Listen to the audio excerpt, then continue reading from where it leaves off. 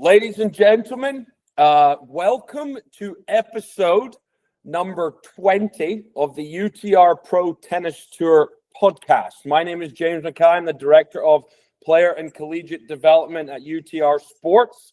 As you know, the UTR Pro Tennis Tour is the go-to tour for rising tennis professionals across the world.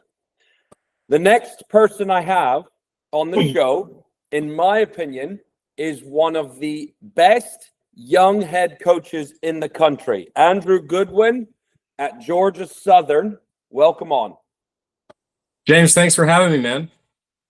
How's life over there down in Georgia today?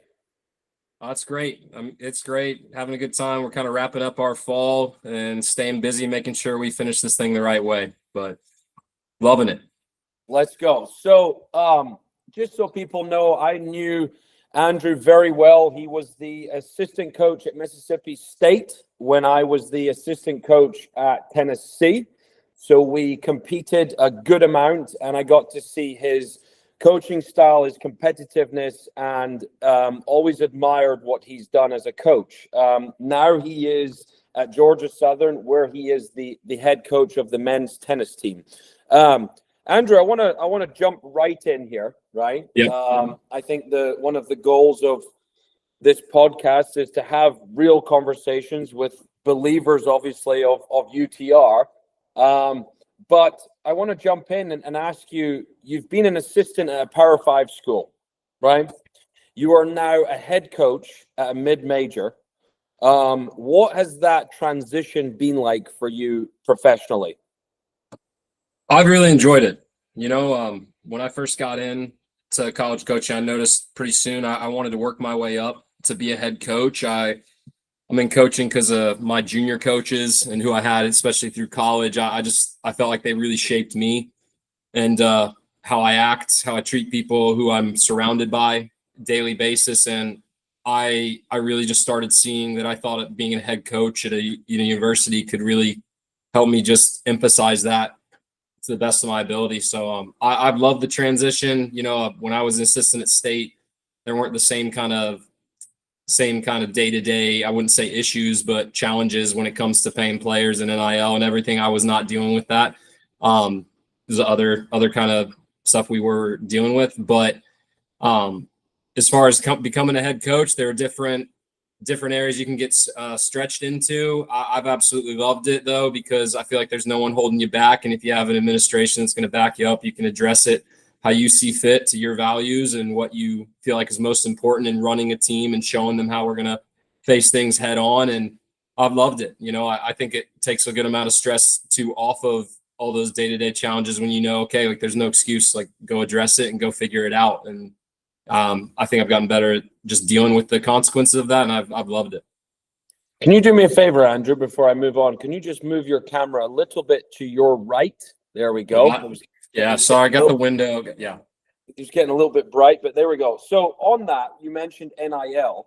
Do you feel in your years since you've been the head coach at Georgia Southern, it's becoming harder to recruit, or is that in a different range of UTR range of player you're looking for?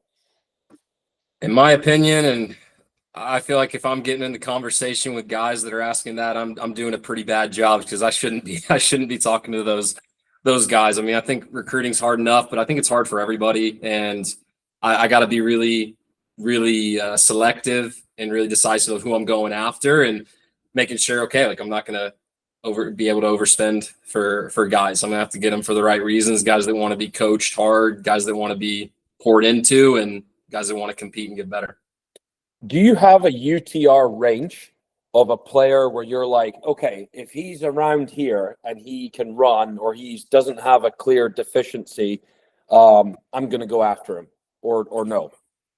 I'm looking more at, especially for me, I feel like if I'm waiting until they pop off and get a good UTR, I feel like I'm cheating myself. I'm not playing to our strengths. And I feel like I got to be a kind of guy that's digging in and seeing, okay, like this guy's made X amount of jump in the past few months. That's a guy that's clearly on the rise. I feel like if he continues this, like that's more what I'm looking for. And especially too, if I can see a guy that has tools that I feel like will translate to being successful here, that's more what I'm looking for. But I mean, the UTR, it's the first thing I am looking for, and I think there's a base level as well, kind of just under that 12 range. But when I'm looking a little deeper of, okay, am I going to make a move on this guy? It's okay.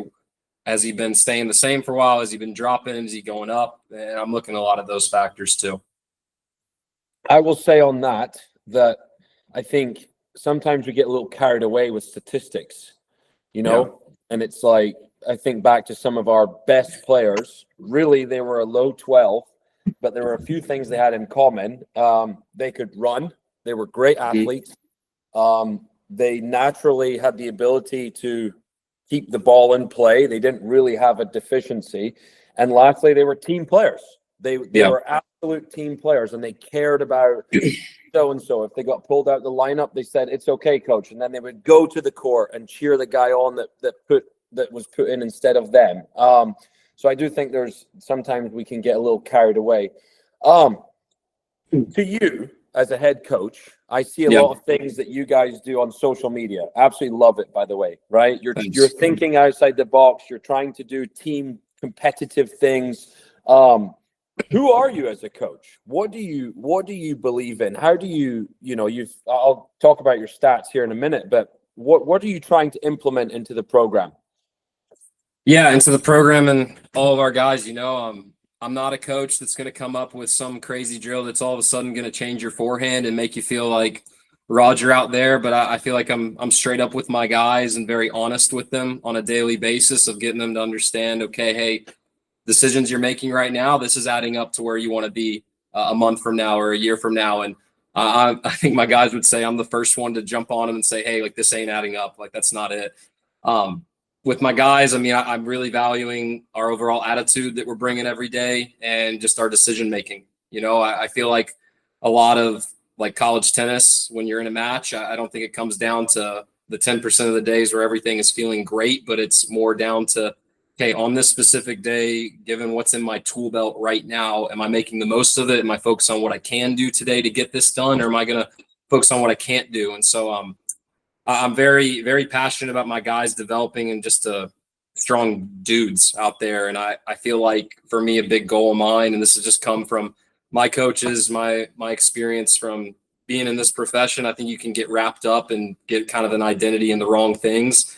And I want to make sure guys come in here, they're clear on what their value is. They're clear on kind of the impact they're having on people around them. And they're clear on like, hey, what do I really bring to the table every day?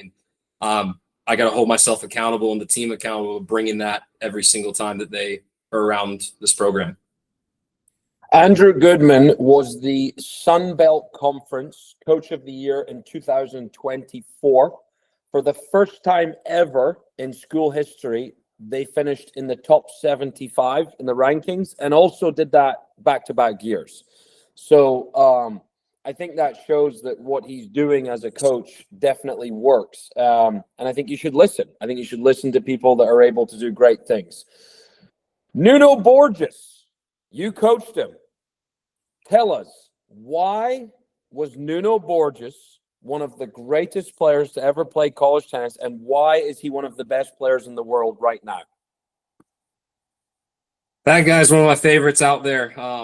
The first thing that sticks out to me about him, and I was listening to one of your other podcasts as well, and I think it was Dustin Taylor that mentioned this, but I thought it was pretty similar with Nuno. Like, one of the biggest things with him, he showed unbelievable appreciation for the people around him and what was being invested.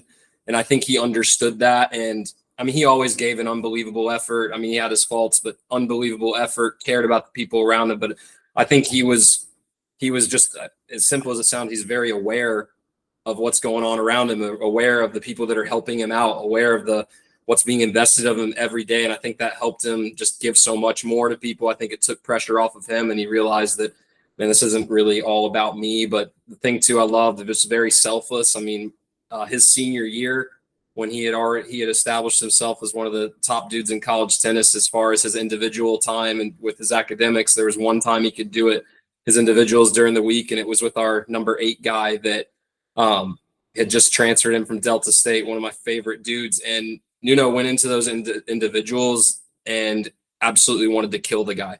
and just went all out at him. And that helped Stedman, our guy, more than anything, because it kind of gave him that confidence that, hey, like, I got to stop looking at myself, how I'm feeling. This guy's the best dude out there, and he's absolutely coming after me. And I freaking loved it. And helps too with that team when you have a guy like that with just giving no excuses, appreciation. Everyone else is going to follow. And he, frankly, he had just an unbelievable group of guys and teammates around him. So I'd say it was those two things. And then obviously he's just hyper competitive, extremely driven.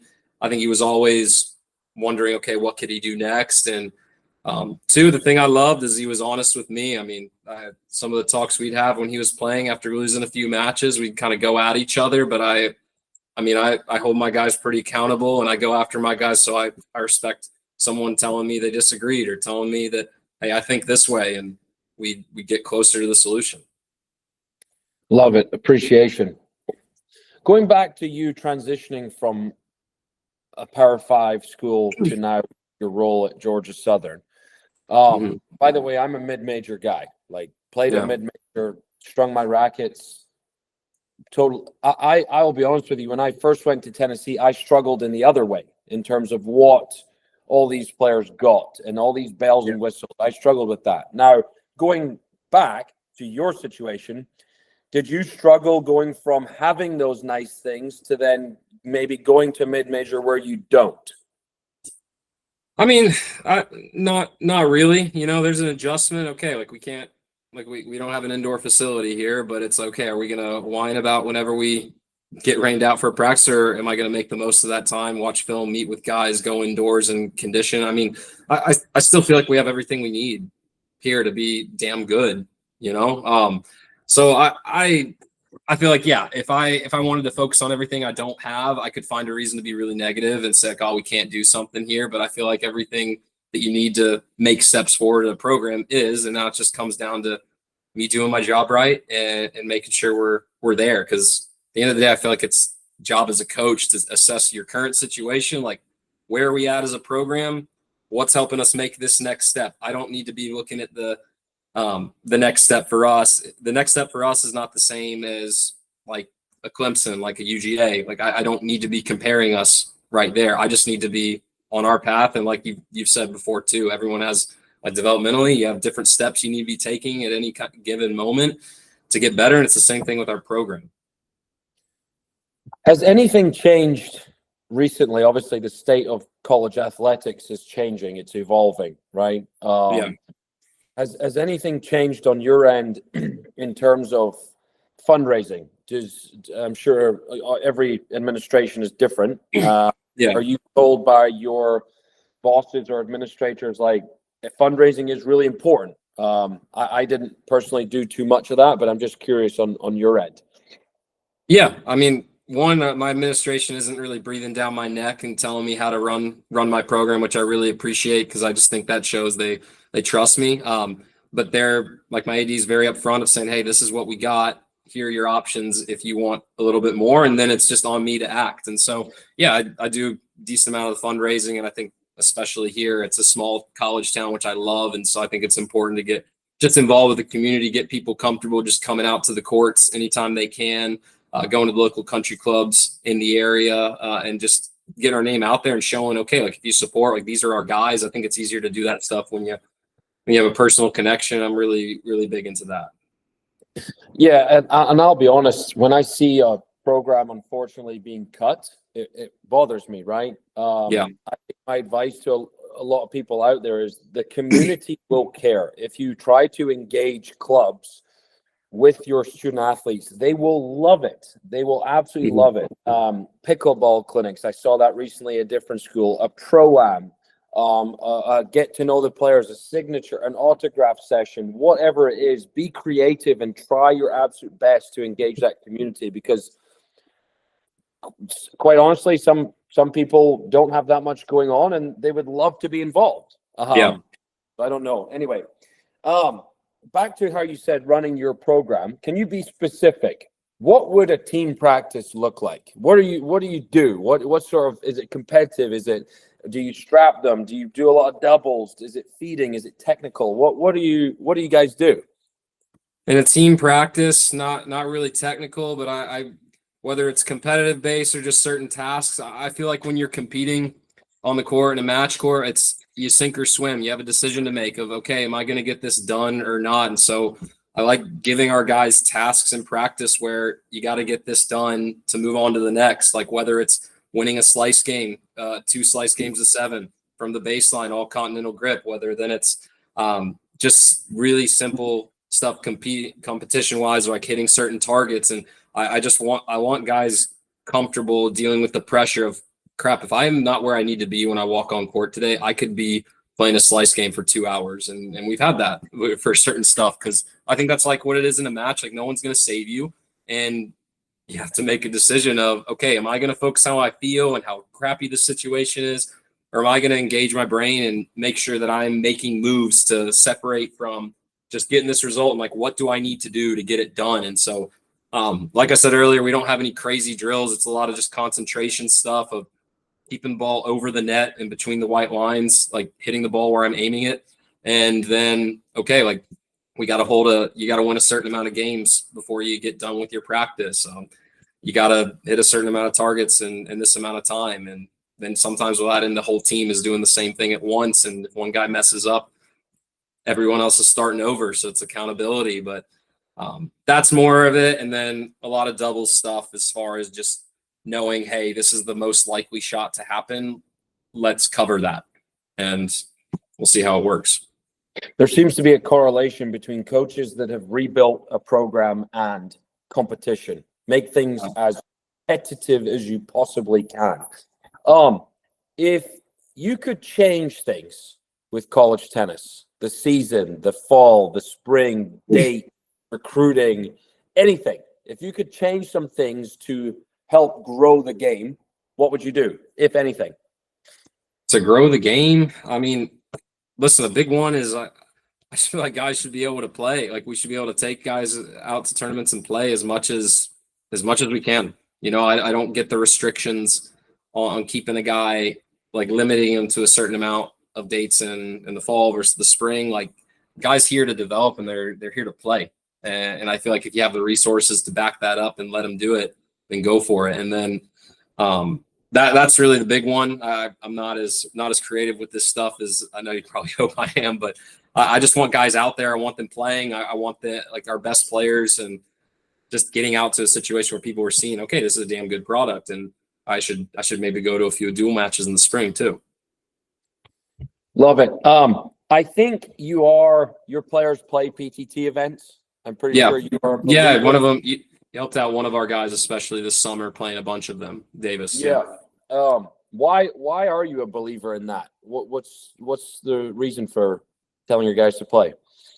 Yeah, I think they need to be competing consistently. I feel like just in the simplest form, competing gives you an actual mirror of this is where I'm really at with my game, and this is where how my training is actually adding up to me getting where I want to go. And I think you need that mirror. And I think guys that kind of go against that are kind of lying to themselves about what they need to improve. I think those events are great too, because it's multiple matches and there's no hiding. Like you go 0-2, you got to pick yourself up and you gotta get it done. Like there's no pulling out. There's no, oh, okay, if I'm not feeling it this day, then I can just go home. And I think you finish what you start. And I think that builds a resiliency of going about it the right way, which I think is really, really important.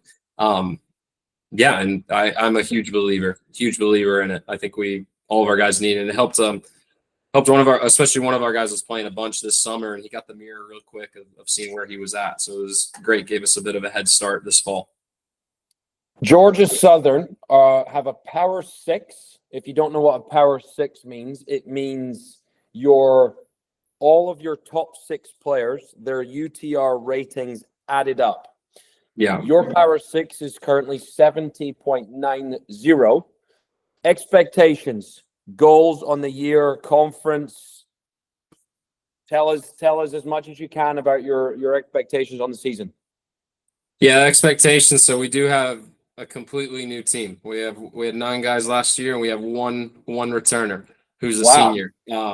So and we're going to be able to, we're adding a guy or two in January that's just getting finalized. Just depends on they can get some visas. But as far as expectations with that and our team, I'm pretty clear. I'm more of a day-to-day guy with our program. I feel like that's been a strength and something I've really emphasized since coming here is that I don't want our guys valuing one match one day over another, because I feel like that at the end of the day, you're letting something outside your self-control, your best habits. And I don't think successful people work like that.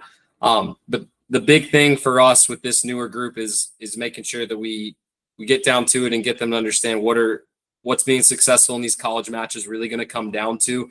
And I think a lot of that too is going to stem from just making sure they form an identity as a team. You know, I have my idea of what I want the team to be, but I think guys aren't going to really fall. Guys aren't going to 1,000% buy into it unless they see them forming it themselves. You know, I'm preaching our values on a daily basis and they're kind of making it their own. So the biggest thing for this team right now is just day-to-day forming our toughness, our identity that revolves around that competitiveness and toughness. And yeah, I want to see our guys trust it, because I think, especially with a younger team, if you haven't been through something in general, sometimes you think, oh, I got to be someone outside of myself to be successful at this. And the biggest thing right now is getting guys to really buy into the identity we're forming as a team and saying, hey, like, if we are hell-bent at establishing this each day, it's going to help us ride this roller coaster of a season. We're not going to be living and dying with every result, every big practice, or every big match, every smaller match. And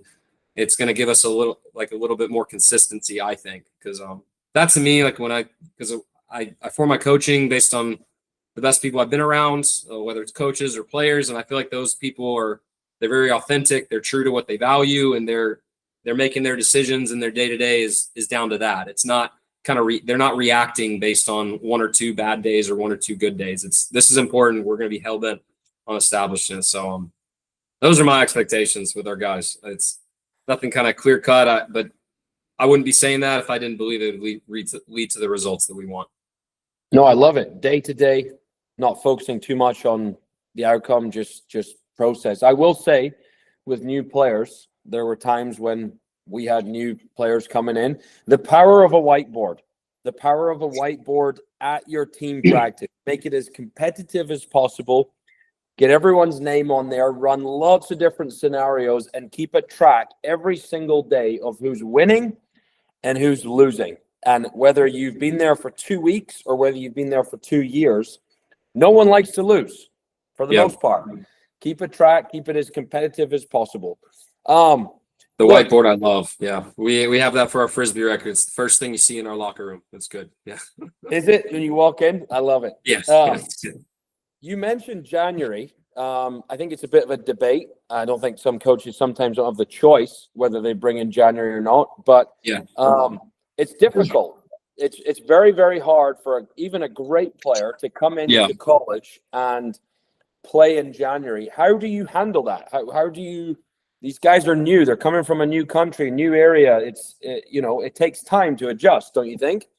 Yeah. I think it takes time to adjust, and I mean, you're getting thrown right into the season. You're getting shot out of a cannon to get everything. So I think the first thing is just making sure guys are clear on what are we expecting of you, like what are the expectations coming in. And I think too, it's so much in their life is changing. You got to make sure everything's in order with everything off court, how they're communicating, how their day-to-day is working, because if they don't have any of that stuff, they have no shot. There's no amount of tennis or no 1 or 2 matches is going to solve that. So I think it comes down to that, being very clear with them of, I'm expecting this of you. This is how we communicate. This is how we need to practice. This is how prepared you are to go. And I think taking out initially the tennis part of things, because I think if you're saying, I need you to do everything in your tennis, which you're probably not going to be able to control this first bit, I can be too tough. And then too, when you get to on the court, you want guys understanding college tennis, it's just pressure. It's consistent pressure. And that's okay. Are you going to focus on, again, your top percent or just your absolute highest level? Or are you going to focus on what are you capable given the circumstances right now? And I think it's the same thing of, like, I think if you're disciplined off the court, you're disciplined with your work on the court, it's going to free you up to just play, and so I think that applies, but mainly with those January guys, it's starting off the court, making sure that's organized. And I believe the tennis follows with that. I'm pretty confident in that. Last question. Yeah.